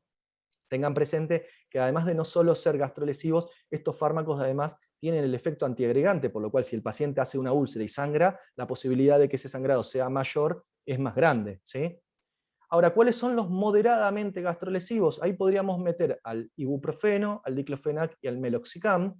Y los menos gastrolesivos, los que menos daño gástrico podemos ver, son el paracetamol, la dipirona, el celecoxib y el eterocoxib. Esto es una forma tentativa, digamos, de agrupar a los analgésicos desde los más dañinos a los menos dañinos, ¿sí? Por lo menos para lo que es la parte gástrica. Vamos, para finalizar, quería traerle los famosos mitos asociados a los analgésicos. Mito número 1, muy frecuente de ver. Los analgésicos inyectables son más potentes que los orales y no dan gastrolesividad porque no entran por la boca, por vía oral. Esto es un mito y no es cierto. Los AINES, no importa la vía de entrada, si es endovenosa, intramuscular, sea de depósito o no, o sea por vía oral, todos son gastrolesivos. Cuanto más tiempo y a más dosis utilice el paciente, va a generar daño gastrointestinal. Eso no es así. En cuanto a la potencia, no son más potentes los analgésicos inyectables respecto a los orales. Lo que sí tienen es un periodo de acción más rápido. Van a actuar más rápidamente si se lo inyecto por vía intravenosa o intramuscular que si lo tiene que tomar por vía oral, que tiene que llegar al estómago, deshacer el comprimido, liberar el principio activo, absorberlo y distribuirse. Entonces, los inyectables actúan más rápidamente, pero no son más potentes y son igual de gastrolesivos que los que tomamos por vía oral. Los analgésicos de venta libre son seguros y tienen bajo riesgo de efectos adversos. Bueno, esto no es así, esto es un mito, ¿sí? Cualquier medicamento de venta libre, cualquier analgésico de venta libre utilizado durante muchos días a altas dosis va a generar daño gástrico. Si lo toma mi vecina para su dolencia, también lo puedo tomar yo para la mía. Este ida y vuelta, el pasamano de analgésico de una persona a la otra, esto forma parte del mal uso y automedicación. Esto no está bien. Y por último, quería traerles algo que es muy frecuente de ver, que los analgésicos que están asociados a sales de potasio generan menos hipertensión arterial que los que tienen sodio. Esto es un mito. Los analgésicos, por inhibición de las prostaglandinas, todos generan, sostenido en el tiempo y altas dosis, aumento de la presión arterial en todos los pacientes, más aún en los pacientes hipertensos. Y no importa si viene asociado a una sal de potasio o de sodio, porque recuerden que los analgésicos que vienen asociados a sodio es en dosis de miligramos de sodio, cuando un paciente hipertenso puede ingerir hasta 2 gramos, ¿sí? O sea, hasta 2000 miligramos por día de sodio sin ningún inconveniente, ¿sí? Entonces, la dosis de sodio que ingresa, los miligramos de sodio que ingresa con un analgésico al paciente cuando toma los analgésicos asociados a sodio, no repercuten en lo más mínimo en la hipertensión arterial. La hipertensión arterial se descontrola por el analgésico, no por la sal que tiene asociada. ¿Qué otros efectos adversos tienen los analgésicos? Deterioran la función renal, generan o aumentan la presión arterial, más aún en los pacientes hipertensos, y generan edemas en miembros inferiores. ¿Sí? Además de la gastrolesividad, los analgésicos en forma crónica generan este tipo de trastornos o desequilibrios en los pacientes. Y muchas gracias. Muy bien, doctor. ¿Qué tal, Excelente Daniel? conferencia. Bueno, La muchas verdad que gracias. clarísimos sus conceptos. Seguramente va a ser de gran utilidad para todos los farmacéuticos por todas las consultas que atienden a diario en su mostrador de farmacias. Bueno, vamos a ir a las preguntas. La verdad que tenemos varias. Vamos a tratar de responder la mayor cantidad posible en el tiempo que nos queda. Perfecto. Bueno, Antonia pregunta, en el caso de melena, ¿ya estamos en un comienzo de infección intestinal? No, la melena es siempre, siempre y cuando sea melena, ¿sí? Porque hay personas que, por ejemplo, las personas que toman sales de hierro, ¿sí? Están con una anemia ferropénica y toman sales de hierro, el hierro, una parte se absorbe, pero gran parte de ese hierro se digiere y sale con la materia fecal y da justamente una materia fecal muy oscura, alquitranada, y da prácticamente la misma materia fecal con el mismo olor que el paciente que tiene la melena real. La melena es sangre digerida en la materia fecal. Lo que nos está hablando es que el paciente tiene un sangrado digestivo. ¿En dónde está ubicado el sangrado digestivo? Lo más probable es que a nivel gastroduodenal, porque justamente tuvo tanto tiempo en el tubo digestivo que llegó digerida al colon, se mezcló con la materia fecal y salió digerida. Cuando sangra, por ejemplo, el colon o el recto, por ejemplo, un paciente que tiene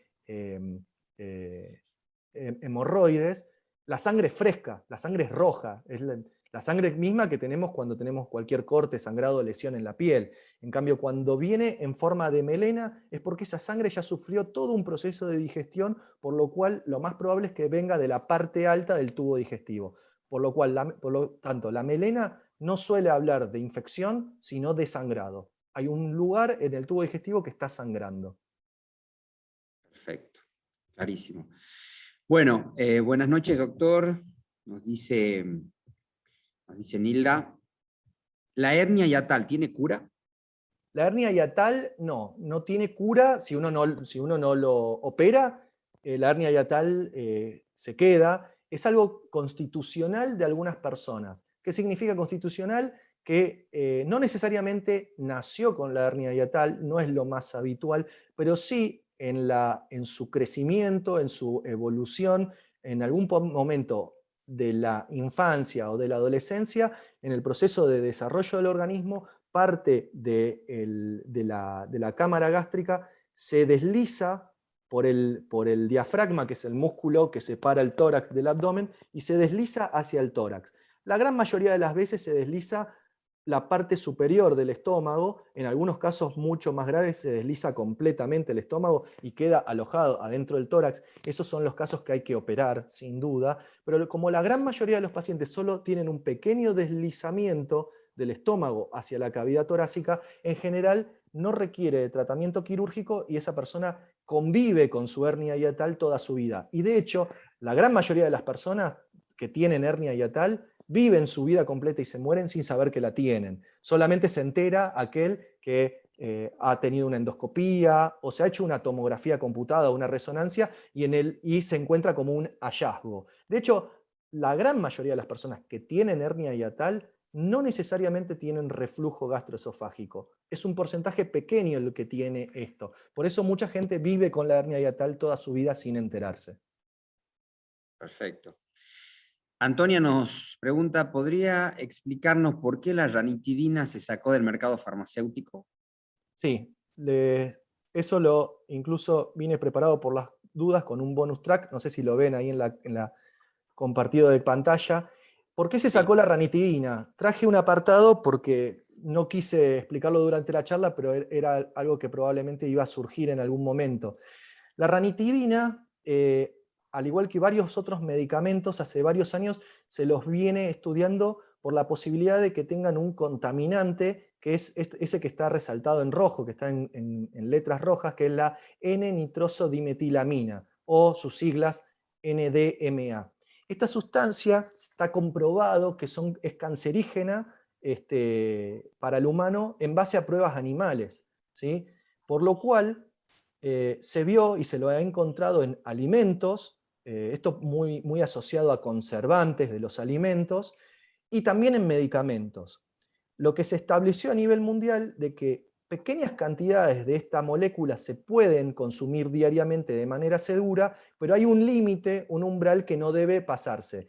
Entonces, las agencias regulatorias de todo el mundo, como puede llegar a ser la EMA, ¿sí? La Agencia Europea de Medicamentos, y la FDA, desde hace varios años, vienen controlando varios medicamentos para asegurarse de que si tienen esta molécula probablemente cancerígena para el hombre, esté en niveles muy bajos o idealmente que esté ausente. Lo que se vio es que, no sé si estarán al tanto, la mayoría lo debe estar, antes del problema con la ranitidina, esta misma molécula, hubo problemas con el valsartán. Varios valsartán del mercado, en el mundo, incluido en la Argentina, tenían niveles que superaban el umbral de esta molécula, por lo cual se tuvieron que retirar transitoriamente del mercado, y esto era que había algunos proveedores de China y de la India que enviaban el principio activo del valsartán con esta molécula. Con la ranitidina pasa exactamente lo mismo. Se vio que algunas formulaciones de ranitidina en el mundo venían con niveles por encima del umbral recomendado diario de esta molécula que es potencialmente cancerígena, y lo que vieron era por qué con la ranitidina se lo encontraba con mayor cantidad que con otros medicamentos. Y esto fue porque empezaron a estudiar y la ranitidina, al paso de los meses, incluso conservándola de manera adecuada en un lugar que no tenga excesivo calor, ni exposición a la luz o a la humedad, en el medicamento propio se generaba aumento propio de esta molécula, del NDMA. O sea que la ranitidina químicamente, al paso de los meses, aún sin estar vencido, al paso de los meses, a medida que se va lentamente degradando su principio activo, genera como sustancia residual el NDMA. Por lo cual la EMA y la FDA determinaron de que es un medicamento que con el paso del tiempo, incluso guardado de manera adecuada, va a generar el metabolito cancerígeno y que era peligroso para la salud humana. Y el ANMAT, como pueden ver en la parte de abajo de la presentación, ya en diciembre del 2020 se suma a la EMA y a la FDA prohibiendo la comercialización de la ranitidina en todo el territorio argentino, y ya esto ya es una decisión definitiva. Nosotros hemos tomado contacto con ANMAT desde el laboratorio y es irrevocable. O sea, esta prohibición de la comercialización probablemente no tenga vuelta atrás. Es un medicamento que ya pase a la historia, digamos. Está claro. Adriana nos pregunta, ¿qué diferencias farmacológicas hay entre los inhibidores de la bomba de protones? Bueno, eso también les traje, fíjense, acá vemos el omeprazol, el esomeprazol, el lansoprazol, el dexlansoprazol, el pantoprazol y el rabeprazol. Estos medicamentos todos tienen un comportamiento cinético, o sea, su comportamiento una vez que ingresa al organismo, muy similar unos con otros. Lo único que se diferencia probablemente es que el omeprazol y el rabeprazol tienen un poco menos de biodisponibilidad comparándolo con los otros inhibidores de la bomba de protones, pero salvando esa diferencia, les diría que, fíjense, todos se metabolizan a nivel hepático, todos tienen prácticamente la misma vida media, la misma unión a proteínas. Por eso, los inhibidores de la bomba de protones, cada uno utilizado de manera adecuada, en dosis estándar óptima, son igual de efectivos. Lo único que sí cambia de unos a otros es qué dosis debo utilizar de cada uno en cada caso. Entonces, aquí abajo pueden ver, se los dejo para que lo puedan ir, para que se lo queden viendo, lo que yo consideraría en el primer renglón la dosis de mantenimiento habitual y en el renglón de abajo la dosis estándar de tratamiento, por ejemplo, para una úlcera gástrica o duodenal. Por lo cual, el omeprazol debe utilizarse no menos de 20 miligramos para una úlcera, una gastritis. Lo mismo el esomeprazol. En el caso del lansoprazol son 30 miligramos, el pantoprazol 40 y el rabeprazol de 20. O sea, lo que cambia es la posología, la dosis de cada principio activo. Perfecto. Y relacionado con esto, Griselda pregunta, ¿cómo se hace para dejar de tomar los inhibidores de la bomba de protones en pacientes que lo toman en forma crónica? Muy buena pregunta, porque yo hablé de todas las consecuencias que tiene el uso crónico y por qué los pacientes fracasan al intentar dejarlo, justamente por el efecto rebote que rápidamente dan cuando suspenden la medicación. Inmediatamente empiezan de nuevo con gastritis, con hiperacidez gástrica. Bueno, el primer paso es hacer un descenso gradual de la dosis de los inhibidores de la bomba de protones. Y tiene que ser lento y tiene que ser con mucha paciencia. Los pacientes tienen que ir reduciendo la dosis a lo mínimo posible de cada inhibidor de la bomba de protones, y una vez que, ya sea porque el comprimido no se puede romper, fraccionar o partir a la mitad y ya no se puede alcanzar dosis más bajas, lo que se puede hacer es empezar a intercalar dosis día por medio, o sea, una vez que alcanzamos las dosis más bajas que podemos tener de ese inhibidor de la bomba de protones, empezamos a tomar un día sí, un día no, un día sí, un día no, y todo ese proceso tiene que hacerse en un plazo no menor a 2 semanas. O sea, la reducción de dosis y el intervalo de dosis tiene que ir haciéndose de manera muy gradual, porque si yo lo hago muy de golpe, alguna parte del proceso, el paciente rápidamente rebota con los síntomas. Y otra cosa que podemos hacer es el inhibidor de la bomba de protones, a medida que la vamos retirando, bajando la dosis o aumentando el intervalo entre una toma y otra, lo otro que podemos hacer es, cuando el paciente empieza a tener algún síntoma de rebote, bloquear el síntoma con un inhibidor H2. Hace 2 años atrás les hubiese dicho usando ranitidina. Hoy la ranitidina no es opción, tenemos uy, se me trabó, discúlpeme. El, espérenme que ayuda a memoria, se me fue el nombre del otro anti-H2.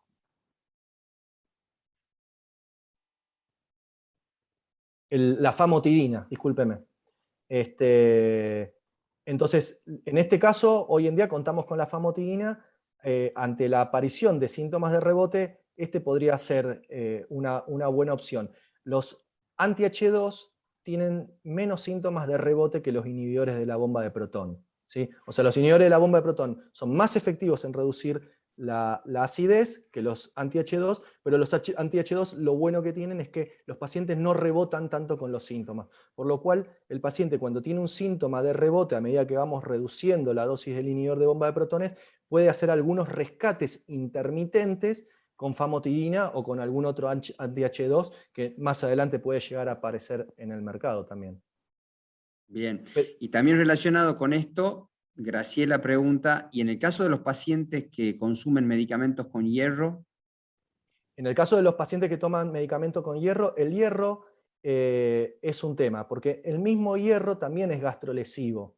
Entonces, son pacientes que hay que estar siguiéndolos muy de cerca, darles muy buenas pautas de alarma, que si empiezan con dolor epigástrico, náuseas, trastornos en la evacuación, tienen que consultar y no dejar esperar el tiempo. El hierro no solo hace que la materia fecal se tiña de color negro, emulando una melena, sino que también es bastante gastrolesivo. Por eso muchos pacientes de hecho no lo toleran y en casos de anemias muy importantes terminan haciendo infusiones de hierro por vía endovenosa.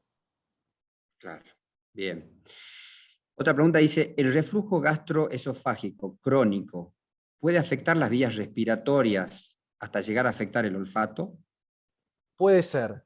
El olfato, que pierda el olfato no es habitual, pero es una posibilidad cuando el reflujo es muy importante y sí, puede llegar a afectar la faringe, la nariz, incluso dar, más que pérdida del olfato, es muy frecuente que el paciente tenga síntomas muy parecidos a la rinitis alérgica y que de hecho esté en tratamiento con corticoides inhalados por vía nasal o con antihistamínicos anti-H1 por una supuesta alergia o una rinitis alérgica, y en realidad lo que tiene es reflujo. Claro, La pérdida del olfato es una posibilidad, pero no es lo más habitual. Lo que más habitual tenga es la caída de agua, todos los síntomas, estornudos, todos los síntomas de la rinitis alérgica. bien. Graciela pregunta si los comprimidos con sales de carbonato de calcio dan resultado antiácido. Tienen efecto antiácido, es cierto, el carbonato de calcio también tiene cierto efecto antiácido. Lo que pasa es que los pacientes, ese efecto antiácido es a corto plazo. El paciente que tiene que tomar el carbonato de calcio porque le falta calcio, porque lo toma por osteoporosis, osteopenia o como suplemento dietario, el primer momento tiene un efecto antiácido y después de algunas semanas, algunos meses, el efecto ya se pierde, genera como una cierta tolerancia y vuelve a aparecer el síntoma de hiperacidez. Bien. Maxi pregunta si qué diferencia tienen los AINES en comprimidos comunes de los masticables o sublinguales de cápsulas blandas, y si hubiese Bueno, algún otro a destacar. respecto a los sublinguales, lo que tienen es que son de muy rápida absorción. Al colocarlo debajo de la lengua rápidamente se degrada, se deshace y se absorbe muy bien por la mucosa yugal de la boca, y por lo cual lo que tienen los sublinguales es una rápida acción. Se utiliza mucho el sublingual en los pacientes con migraña, ¿sí? El ketorolac sublingual es uno de los que más se utiliza porque los pacientes con migraña necesitan rápidamente aliviar la cefalea que tiene. Eso es la principal característica de los que tienen los sublinguales. Con respecto a la gastrolesividad, la posibilidad de generar daño gástrico, los sublinguales tienen la misma capacidad que cualquier otro analgésico que se toma por vía oral o inyectable, ya sea intramuscular o endovenoso. Por eso siempre los analgésicos se tienen que utilizar en el momento del dolor agudo y después no, digamos, no cronificar el tratamiento. El paciente que necesita todos los días analgésico es porque tiene una patología que no está siendo abordada de manera adecuada.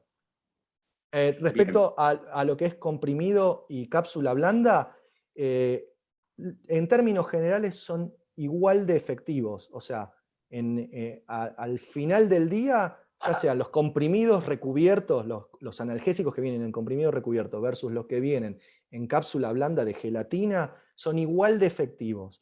Lo único que cambia básicamente es a la vista, básicamente, ¿sí? La cápsula blanda es un recubrimiento, es una gelatina. En cuanto como cualquier gelatina, llega al estómago y se deshace rápidamente. Se supone que los de cápsula blanda suelen liberar más rápidamente el principio activo, el analgésico en el estómago, que los que tienen recubrimiento, los comprimidos recubiertos, por lo cual actuarían un poco más rápido. La verdad es que en el día a día, cuando lo vemos en la práctica clínica, actúan los dos en general igual de bien. bien. Bueno, vamos ya con las últimas dos preguntas, porque se nos está acabando el tiempo. Silvia pregunta si se recomienda, en caso del paciente que toma AINES de forma crónica, algún inhibidor de bomba de protones, por ejemplo, el omeprazol? Sí, hay muchos profesionales que lo hacen, pero como les decía antes, los inhibidores de las bombas de protones, todos ellos han sido pensados, diseñados para utilización de 4 a 8 semanas y no mucho más. En algún caso muy particular de un paciente con alguna úlcera gástrica muy compleja, muy complicada, puede llegar a exceder las 8 semanas y llegar a 12 o 16 semanas, ¿sí? Pero no están diseñados ninguno de estos para uso en forma crónica.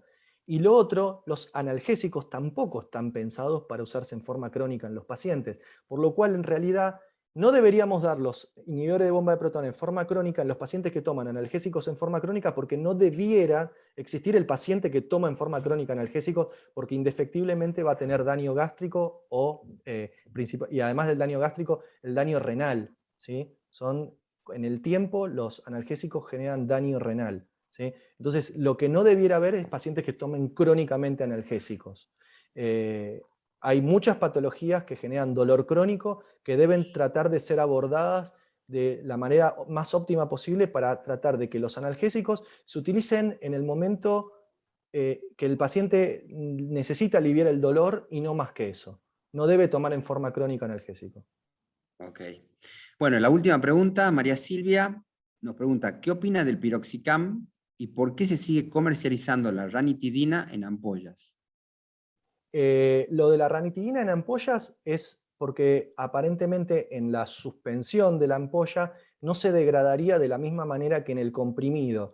Esta molécula que yo les mencionaba antes, que es cancerígena, la que les mencionaba hace un rato, aparentemente se genera dentro del comprimido, con la degradación de la ranitidina en el comprimido. Aparentemente en la ampolla no tendría el mismo comportamiento, pero las ampollas están en revisión y aparentemente el ANMAT en algún momento es muy probable que también lo saque del mercado. Lo otro por el cual se sigue comercializando es que no hay un reemplazo endovenoso o un sustituto para reemplazarlo en el mercado, lo cual al no haber un sustituto perderíamos una herramienta terapéutica. Creo que también eso impulsa un poco el sostener esa presentación. ¿Y cuál era la otra pregunta? ¿Y qué opina del piroxicam? Yo particularmente no tengo mucha experiencia clínica en el uso particular mío. Es un medicamento que tiene menos uso, los profesionales, digamos, que tienen más canas que yo, digamos, que tienen más años de profesión, lo suelen utilizar, pero es un medicamento que ha sido lentamente por su seguridad, digamos, por el perfil de seguridad, ha empezado a ser reemplazado por nuevas moléculas. De todas maneras, hay muchos profesionales que la indican y que tienen muy buenos resultados y que ellos dan testimonio de que sus pacientes andan muy bien, por lo cual, por eso se sigue comercializando y se sigue prescribiendo. Bueno, doctor, ha sido muy generoso en responder todas estas consultas, muy agradecido de parte de Cofaral por esta conferencia que ha sido clarísima, de muchísima utilidad seguramente para todos los socios farmacéuticos de la cooperativa que van a aprovecharla y van a tener en cuenta todos estos conceptos para todas sus consultas que reciben en su farmacia. Así que bueno, una vez más, muchas gracias por haber estado presente en este ciclo de conferencias y por esta muy buena charla que nos ha brindado. Bueno, muchas gracias a ustedes por invitarme, han sido muy amables y bueno, ha sido un gusto. Bueno, muchas gracias. Y para finalizar, para todos los socios, recuerden que mañana es la última jornada de nuestra Expo Cofaral y también vamos a tener una última charla a las 19 horas del licenciado Roberto Kachanowski, un economista de mucho prestigio en el país, que nos va a dar una charla sobre la situación económica actual de la Argentina y cuáles son sus perspectivas. Así que será hasta mañana, Dios mediante, a las 19 horas. Que tengan muy buenas noches. Muchas gracias.